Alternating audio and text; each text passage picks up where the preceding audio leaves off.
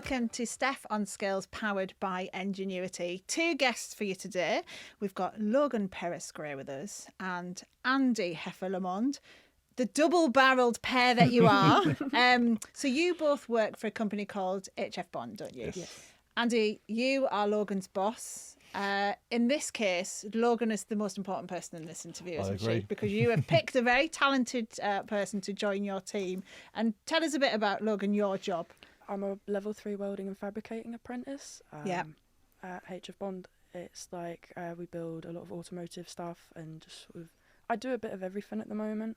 It's just sort of, I think, finding what I'm comfortable with and how to sort of help me learn a bit better and quicker, I guess. That's the joy of an apprenticeship, though, isn't it? It's like you get to try out loads of different things and then see which is your kind of favourite thing or the thing you're good at. Oh, yeah. I mean, it's nice having everyone has their own thing at work. They all sort of, you've got different types of welding, different people doing different bits for different companies and stuff. Everyone's doing something. Yeah. And they've all got their own little bits of knowledge that they can give you.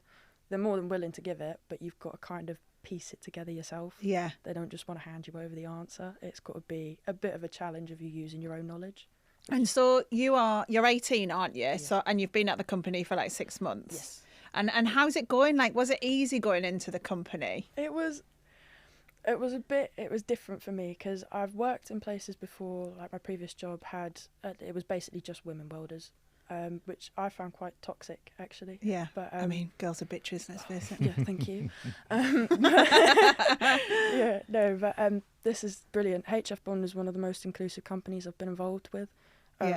I've done engineering beforehand, and they were pretty against me doing anything to do with engineering or welding.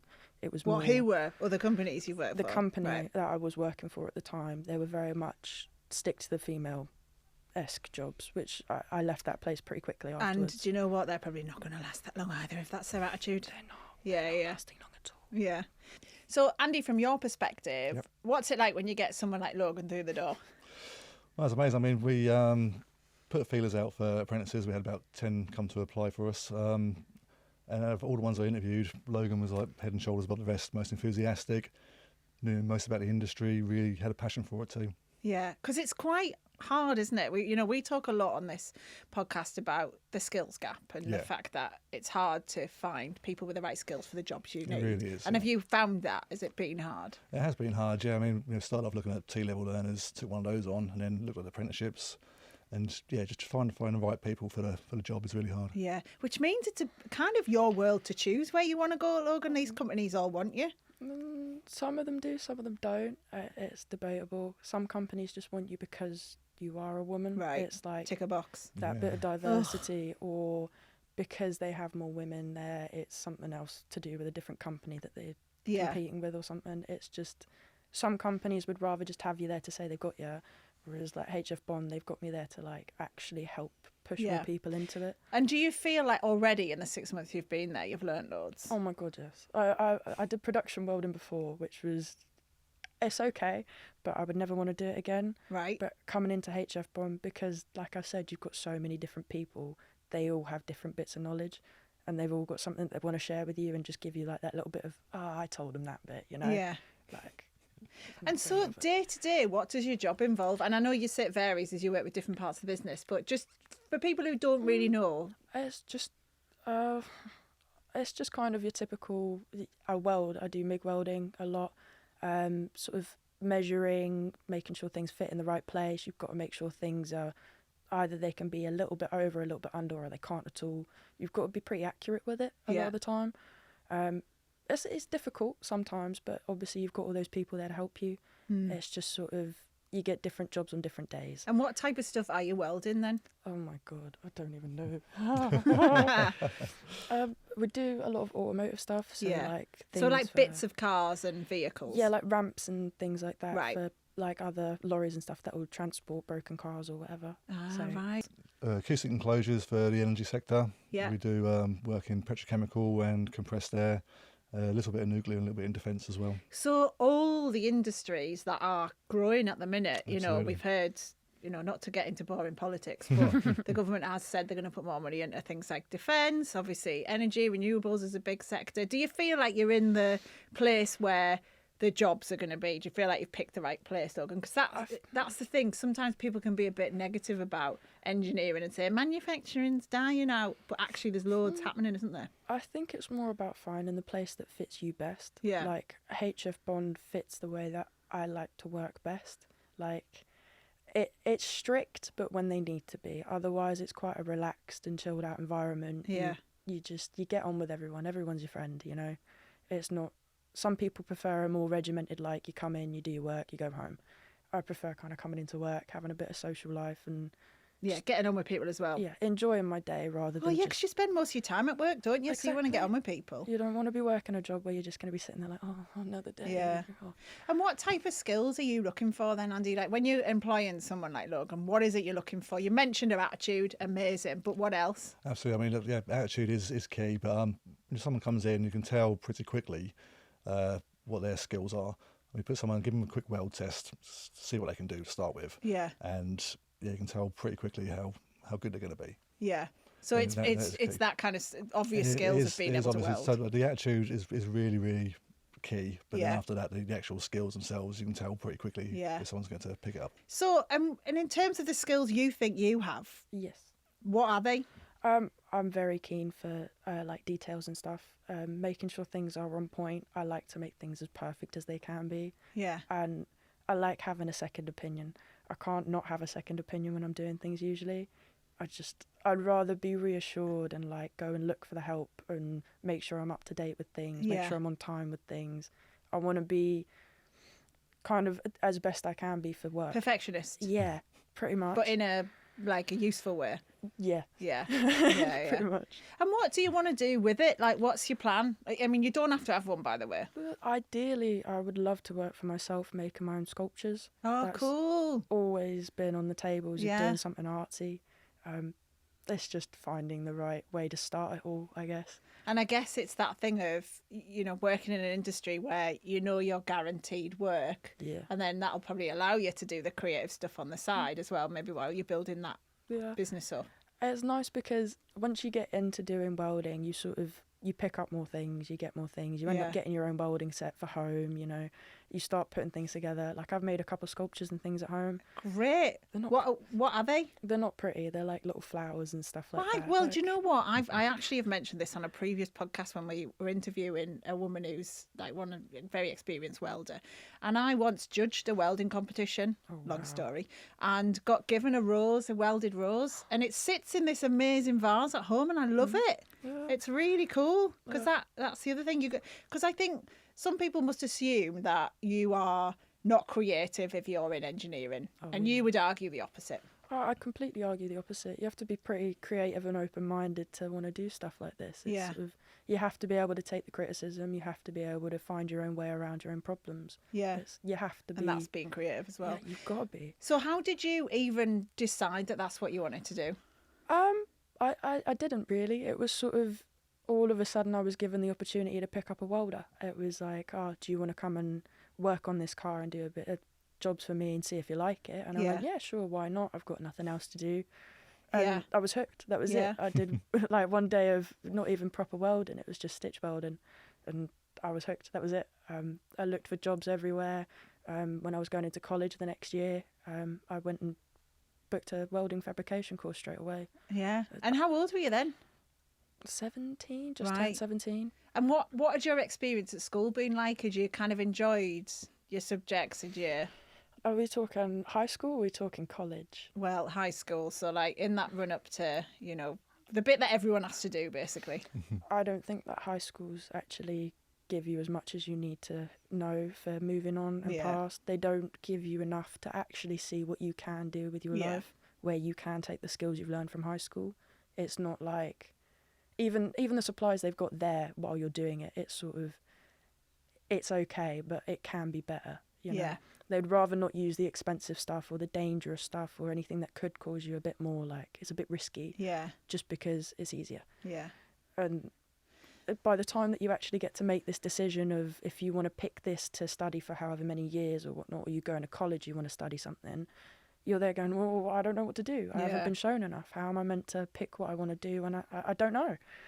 If you were in charge of schools, let's say you've been made education secretary, What would you change? Because I'm obsessed with this, because I think you're right. I don't think schools prepare you for the world of definitely work not. at all. What would you do? Would you like make lessons more practical? Would you get in better kit? Like what? I think the main bit would be getting more people in to explain things to people, like where you can go, what Yeah, kind like of careers skills can help. help you. Yeah, like in my high school personally, we didn't have a lot of that. It was like anyone that they thought it mattered to, they bring someone in, but it wasn't every subject was covered for something. Yeah, it was You just wouldn't. the obvious things probably. It was like whatever had more people at one time, whatever course had more Yeah. people going on it, they'd be more focused on that than anyone else, which Yeah. is completely unfair. If you want people to succeed in what they're studying, you need to put equal effort into all of them, not just a certain person because there's more people in that class. Yeah. It makes no sense. And I mean, Andy, from your perspective, it's really tricky for employers, that isn't it? The fact that you're crying out for all of these young talented people to come in, but a lot of them are not being shown that. For example, your sector's one where they'll get good jobs in. Absolutely. I mean, in schools I'm seeing it because I'm an enterprise advisor. You go into schools and it's not getting the options. Yeah, It's the academia normally pushed towards that way. yeah. Like a lot of the D&T has been shut out of schools. It's just design technology courses. Absolutely, Yeah, And so that was my favourite course at school. the same here. We did metalworking, woodworking, Yeah. everything when I was in high school, but it seems to have just disappeared. Yeah. It's We just don't do that. it's created this gap that we talk about. Yeah, I know, it's so frustrating, isn't it? Because it's like, how do we solve it? Because you're right, like we want people like you, Logan, to be in school absolutely buzzing, doing all the stuff that you really enjoy, and then obviously you've shown already you've got a great job off the back of it. So That's brilliant. yeah, Most schools don't show enough motivation.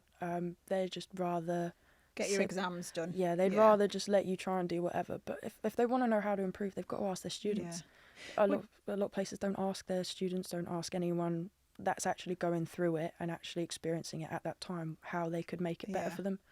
There might be some teachers listening to this going, oh my God, I work really hard, blah, blah, blah. And I would say it's often not the teacher's fault, because they're being judged on quite strict kind of criteria of, Oh, yeah. if you get them the maths and English GCSE, that's, we'll award you for that. We won't award you for some of the other things you're talking about. And that's what's really hard for schools, isn't it, and teachers? I do agree. There are a lot of teachers out there that are they're motivated with what Yeah. they're teaching. They want to get every kid like involved and actually loving it as much as they do.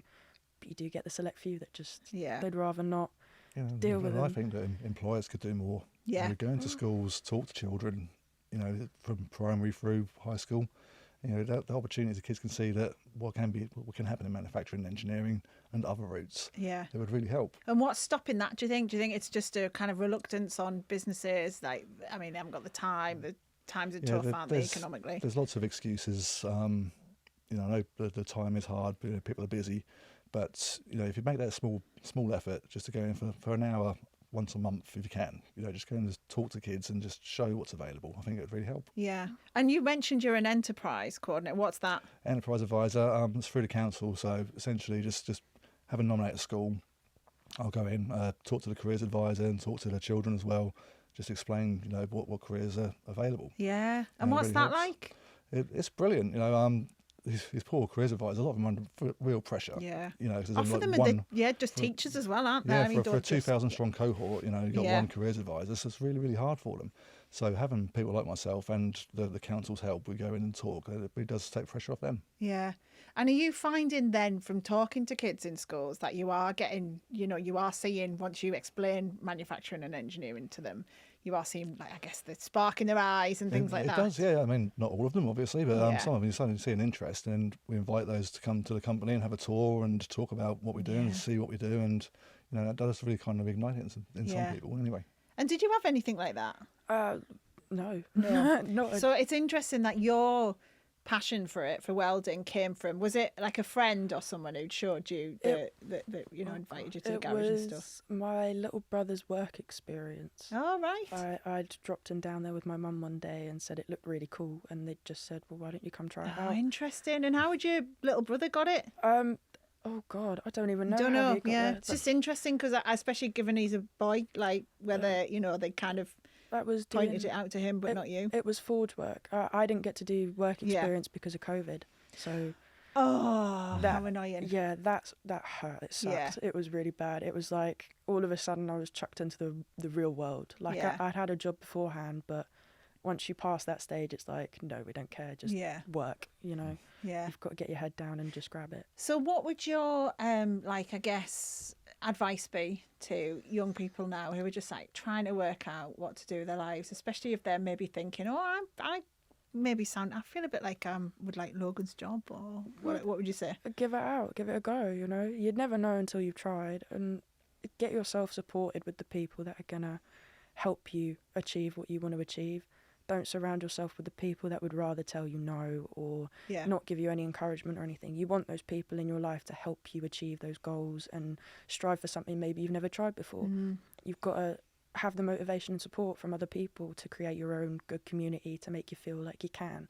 Yeah. Some people feel like they don't have the option to actually go and try something like that, and there is never a reason you can say no. Yeah. You're always willing to try other things, then you can't really go wrong. And do you like what do your mates think about you being a welder? I've had mixed sort of signals from a lot of people. I have lost a couple friends from it because What? I know it's insane. That is just the in this This is the weirdest thing. in this day and age. Unless you're you'd welding think- like weapons of mass destruction. even then, it's like.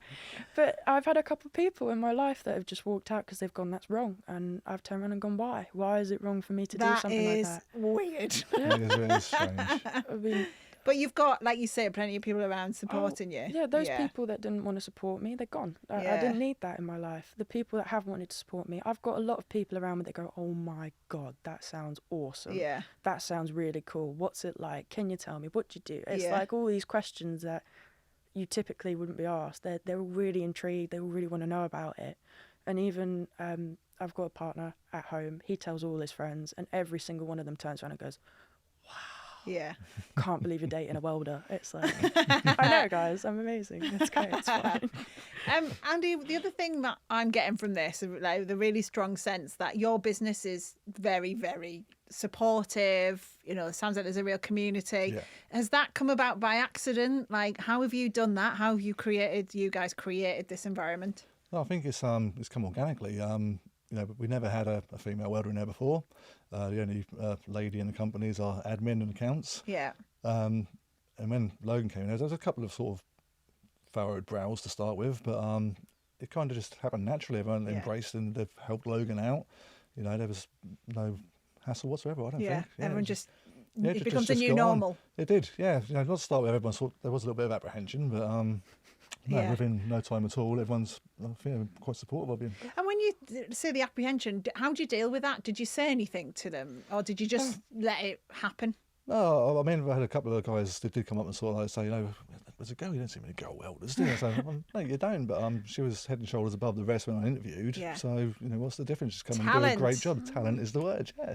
Yeah. The skills were there, talent was there, the eagerness to learn and to do the job was there. So, what more could you ask for? Yeah, and I love that. I love the fact you chose Logan on talent, Yeah, not for absolutely. anything else, not for like you said. And you obviously could really see that clearly, that you weren't a box ticking exercise. You genuinely got the job because you were the best. I did walk away from that thinking, I'm pretty sure I've got this. I didn't want to get my hopes up because I did know there was another one coming in the day after. Yeah. So.